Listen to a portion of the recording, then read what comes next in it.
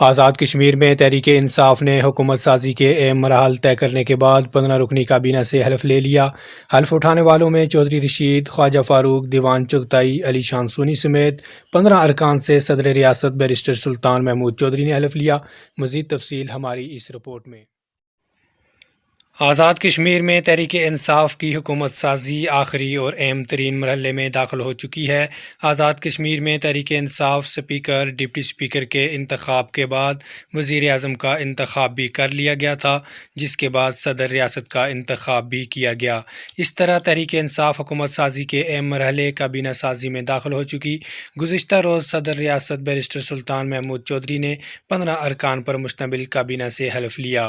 ان میں اظہر صادق، چودھری ارشد حسین، چودھری علی شان، ظفر اقبال ملک، چودھری محمد اخلاق، مسٹر نثار انصر، سردار میر اکبر، محترمہ شاہدہ صغیر، سردار فہیم اختر، خواجہ فاروق احمد، چودھری محمد رشید، دیوان علی خان، محمد اکمل سرگالہ، عبد الماجد خان، سردار محمد حسین خان کے نام شامل ہیں۔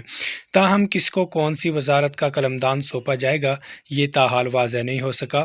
ذرائع کے مطابق چودھری رشید کو جنگلات، دیوان علی خان تعلیم، Ali Shan finance, Chaudhry Arshad electronics, Chaudhry Akhlaq rehabilitation, Majid Khan population welfare, Fahim Akhtar sports, Khawaja Farooq کو لوکل گورنمنٹ، جبکہ ایک وزیر سردار تنویر الیاس پہلے ہی حلف اٹھا چکے ہیں۔